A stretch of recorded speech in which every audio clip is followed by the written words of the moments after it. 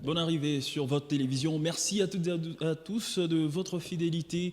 Bienvenue sur HK6 Télévision dans ce nouveau numéro de Actu Soir qui parle effectivement en ce jour de cette interview du ministre congolais de la communication et porte-parole du gouvernement, Patrick Mouyaya, sur la situation sécuritaire dans l'est de la République démocratique du Congo, mais aussi les différents processus de paix, notamment celui de Doha et Washington. On va revenir de fond en comble pour décrypter cette interview du ministre congolais de la communication. Avec nous ce soir, messieurs Gloire Kawaya, analyste politique indépendant. Monsieur Gloire, bonsoir. Bonsoir, monsieur Nathan. C'est un honneur d'être là. Je profite également de l'occasion pour saluer tous les téléspectateurs qui nous suivent. Merci d'avoir accepté notre invitation. C'est un honneur. Lorsqu'il s'agit de la République, nous devons mettre au centre de tout justement la réflexion pour aider notre population, mais aussi aider notre pays qui avance. Effectivement, d'entrée des jeux, monsieur Gloire Kawaya, comment déjà voyez-vous et évaluez-vous la fermeté du temps du ministre congolais, Patrick Mouyaya, surtout en ce qui concerne la situation sécuritaire dans l'est de la République démocratique du Congo, notamment aussi en ce qui concerne les différentes accusations du Rwanda? Merci. Moi, je crois que si vous suivez minutieusement cette interview, elle a été beaucoup plus lucide parce que le ministre a également démontré à quel point la République démocratique du Congo était au four et au moulin pour démontrer, pour établir la paix à l'est de notre pays. Mais malheureusement, nous avions constaté, quand vous suivez, comme je le dis, cette interview, il a démontré à quel point l'État rwandais nécessitait justement d'agacer, nécessitait justement de démontrer un comportement belliqueux vis-à-vis de ses engagements, mais aussi vis-à-vis de notre État et a manifesté justement son côté agresseur. Et donc, je crois que cette interview nous a également aidé en tant que peuple congolais de comprendre les enjeux qui sont internationaux, mais aussi les enjeux qui sont internes ou régionaux. Ça veut dire les enjeux qui sont internationaux. Quelle est la volonté ou justement l'opiniâtreté justement du Rwanda vis-à-vis de cet engagement, et au niveau régional, quel est justement le comportement qu'affiche le Rwanda dans les différents accords qui sont pris. Et donc nous, en tant que peuple congolais, en tant qu'État, nous avions, et nous jusque-là, nous sommes en train de démontrer notre volonté pour restaurer la paix, mais cela doit passer aussi également par la volonté tenace justement du Rwanda. Malheureusement, il ne cesse de récidiver, il ne cesse de rester dans la vomissure, permettez du peu, à travers aussi certaines déclarations du ministère des Affaires étrangères. Ouais. Alors effectivement, messieurs Gloire, on va également jeter un regard sur ces différentes discussions, notamment le processus de Doha et celui de Washington. Ces démarches pour le ministre congolais de la communication sont en phase d'atterrissage. Exactement. Alors, qu'est-ce qu'on peut justement attendre de ces initiatives diplomatiques? Parce qu'en phase d'atterrissage, on prétend que c'est déjà... Globalement, nous attendons la paix, mais vous allez sentir que ce n'est pas seulement le ministre qui l'a dit, même le président de la République, lorsqu'il était au Brésil, il a également dit que très bientôt, nous serons invités pour signer cet accord de paix.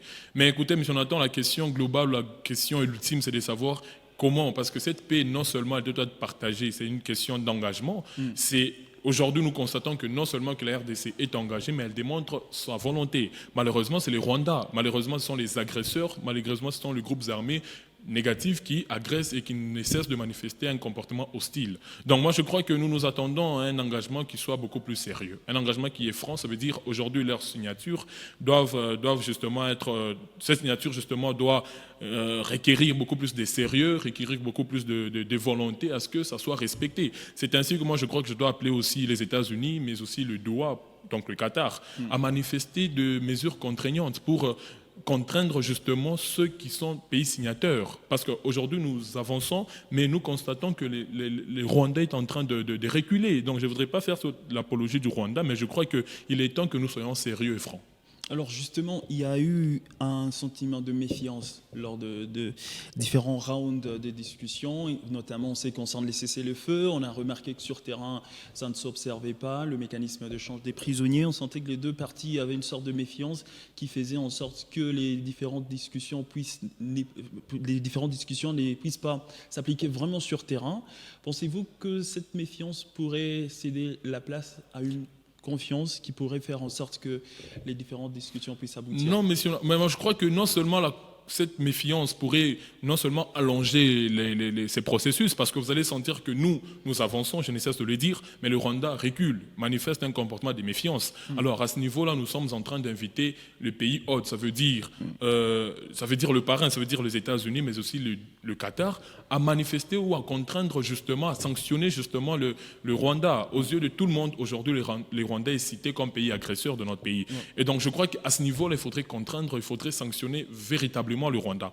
Et lorsque nous constatons que le Rwandais est en train justement de se méfier ou encore de manifester ses comportements hostiles, mais nous nous posons la question, est-ce que ce ne serait pas aussi cette opinion ou cette pensée qui pense, permettez la tautologie, qui nous estimons que le Rwandais est soutenu, vous voyez au fond, est sous-traité par les internationaux, parce que ce sont eux-mêmes justement qui sont dans le processus, mais nous constatons que le Rwanda recule toujours, ou se méfie, pendant que nous avons besoin de la paix. Je crois que le ministre également a épinglé ce côté très dangereux que nous avions constaté. Il y a déjà 10 morts, pas plus tard hier, vous voyez. Et donc, nous ne cessons de récupérer le mort, nous ne cessons d'enterrer les morts. Nous ne sommes pas un pays, notre pays n'est pas un cimetière, au fond.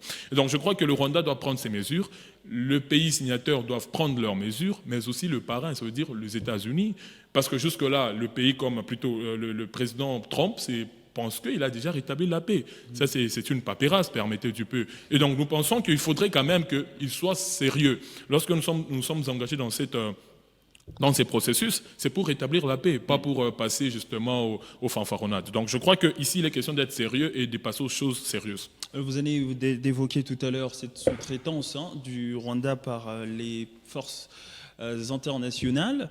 Alors, on va dire que si la RDC se retrouve dans ces processus parrainés par ces mêmes forces internationales, en même temps, supposément, sont en train de sous-traiter le Rwanda, ça serait juste une perte de temps où la RDC doit prendre d'autres mesures pour se défendre? Oui, doit prendre d'autres mesures, mais je crois qu'ici, les intérêts au niveau international, les pays se basent au niveau des intérêts. Et de ce point de vue, on ne peut pas condamner farouchement les États-Unis, encore moins le Qatar, d'autant plus qu'ils se basent à protéger également leurs intérêts. Ça, c'est la première des choses. Et la seconde chose, c'est que aujourd'hui, au-delà du dialogue, plutôt au-delà du processus de paix avec d'autres pays, mais il faudrait que nous puissions renforcer notre pays à travers justement la capacitation de notre armée. Il serait sûrement illusoire de penser que la paix reviendrait que par la signature. Au fond, moi je crois qu'aujourd'hui la paix reviendrait aussi par la capacitation de notre armée. Si nous capacitons notre armée, si nous donnons le moyen nécessaire à notre armée, nous allons imposer la paix. Et donc la paix n'est pas une réclamation en fait, c'est une imposition. Donc de ce point de vue, je crois qu'il est quand même patent, il est quand même intelligent pour nous en tant que pays, en tant qu'État, de pouvoir équiper notre armée afin qu'elle soit une armée non seulement dissuasive, mais aussi capable de nous redonner la paix lorsqu'elle est nécessaire. Parce que ce sont des démarches diplomatiques, on va jeter un coup d'œil sur cette diplomatie. Pouvons-nous dire que la diplomatie congolaise est efficace face à l'agression rwandaise, comme l'affirme le ministre? Ça serait, je crois que c'est subjectif, parce qu'au fond, le pays se base que sur les intérêts. Et bien sûr, nous devons parler au niveau de notre force diplomatique. C'est que nous sommes soutenus aujourd'hui. L'ONU est avec nous, les pays internationaux sont avec nous, mais c'est farfelu au fond, permettez du peu, parce que les pays se basent au niveau des intérêts. Quel que soit leur accord ou leur soutien à notre endroit, c'est sur base de leurs intérêts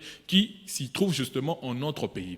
Et donc, premièrement, c'est question de comprendre d'abord ces enjeux-là, mais deuxièmement, c'est question d'être aussi humanitaire. Nous sommes en train de perdre de vie près de 10 millions de morts. C'est gravissime. Donc, je crois que, humainement parlant, chaque pays doit également avoir une pensée pieuse pour notre pays et aussi un respect total pour notre pays et aussi un respect par rapport à notre souveraineté. C'est comme ça que nous appelons au Rwanda de respecter cet engagement qui sera bientôt signé. Nous osons être optimistes, qui sera signé, mais aussi nous demandons à notre gouvernement. Nous ne devons pas pelleter la question, elle est capitale. Nous devons capaciter notre armée, nous devons équiper notre armée afin qu'elle puisse imposer la paix. Alors, la priorité affichée par le ministre Patrick Muyaya lors de cette interview reste justement la restauration de l'intégrité territoriale de la RDC. Quels sont les leviers concrets utilisés pour justement sur le terrain? Est-ce que c'est suffisant? Est-ce que la RDC a utilisé quand même certains mécanismes importants pour cette restauration de l'intégrité pratiquement jusque-là, la RDC est restée gentille, permettez du peu, elle est restée gentille à observer méticuleusement les accords et les processus, mais je crois, comme je le dis, c'est que au-delà de cette gentillesse, il faudrait formel, c'est qu'il faudrait que nous puissions capaciter, je ne cesse de le dire et permettez que je les rebondisse en fait, c'est que nous ne cessons de le dire, il faudrait capaciter notre armée. M. Nathan, vous savez, nous sommes un État et nous pensons que nous sommes un État souverain. De cette souveraineté tire aussi justement la sécurité. Nous devons sécuriser notre population. Je rappelle, ça fait près de 10 millions de morts. Premièrement. Deuxièmement, tous les processus dans lesquels nous sommes là, c'est que le processus de Doha, le processus de Washington, nous les respectons. Et nous voulons débattre avec ceux qui sont prêts, nous voulons discuter avec ceux qui sont prêts justement pour émettre la paix. Et frontalement, c'est avec le Rwanda, parce que nous estimons que, en fait, dans l'Est, c'est pratiquement le Rwanda et ses supplétifs du M23. Au fond, nous pensons que si nous restons panafricains, nous n'avons même pas le temps d'aller ailleurs. Mais parce que nous sommes ce que nous sommes, africainement parlant, nous invitons d'autres pays à venir nous soutenir pour la négociation de la paix. Et donc, je crois qu'il est question des capacités de notre armée, il est aussi question d'en appeler au président rwandais, permettre au gouvernement rwandais d'être responsable et surtout sérieux. Alors, Messieurs Gloire, on va continuer ensemble avec vous. Selon le ministre congolais de la communication, Patrick Muyaya, la sécurité passe avant toute intégration économique régionale. Est-ce qu'on va dire que cette posture peut-elle nuire à la coopération régionale à long terme ? Oui, je crois que vous aviez suivi minutieusement la CIRGL, qui parle des Grands Lacs. Ouais. C'est aussi une question économique avant qu'elle soit aussi sécuritaire. Mais la sécurité porte atteinte directe sur l'économie. Et donc, de ce point de vue, je crois qu'avant même que nous puissions parler de l'économie, il faudrait régler la question sécuritaire, au fond. Donc, ce serait superflu que nous, farfelu plutôt que de penser que la paix viendrait uniquement par la voie économique. Vous voyez, il faudrait que la sécurité soit installée pour protéger les intérêts économiques. Donc, au-delà de tout, la conférence internationale la conférence de pays du Grand Lac, c'est une question importante. Elle a été justement, il y a eu un sommet qui a été organisé, une conférence qui a été organisée, là où justement devrait se traiter de grandes questions sécuritaires, de grandes questions économiques. Et donc, nous nous retrouvons ensemble avec le Rwanda, nous nous retrouvons ensemble avec le Burundi, nous nous retrouvons ensemble avec Tanzanie et autres. Et donc, je crois qu'ici, c'est question d'être sérieux et aussi d'être intelligent. Intelligent parce que nous estimons que, écoutez, là, nous allons parler des intérêts économiques, mais les intérêts économiques sont protégés par l'aspect sécuritaire, au fond. Et donc, lorsque nous demandons au Rwanda d'être sérieux, c'est pour respecter cet accord, afin de faciliter justement cette coopération économique. Alors, M. Gloire Kawaya, la situation humanitaire dans l'Est de la République démocratique du Congo devient critique. Le ministre Muyaya a parlé justement de réagir.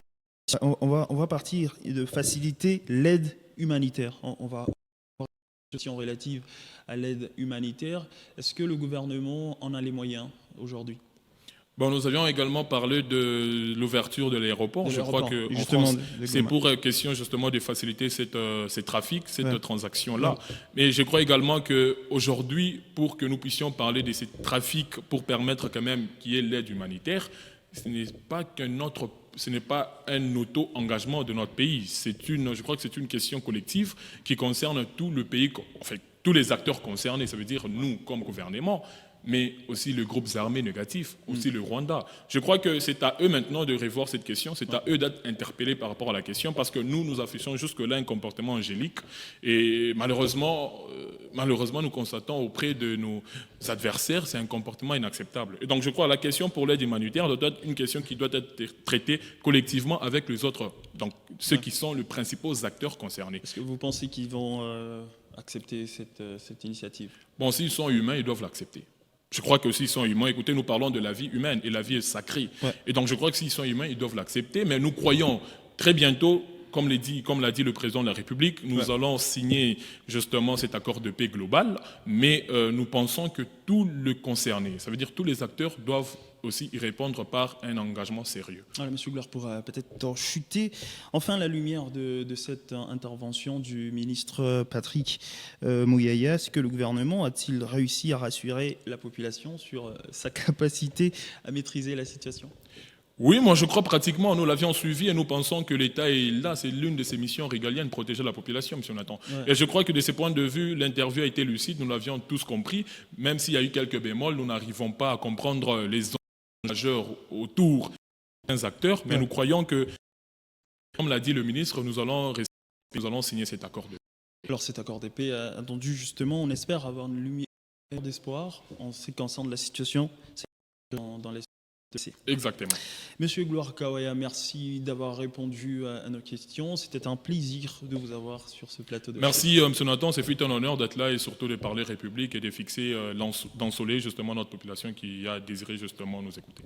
Et c'est la fin de ce numéro d'Actu Soir sur votre télévision. Merci à toutes et à tous de nous avoir suivis et surtout restez avec nous. Les programmes se poursuivent.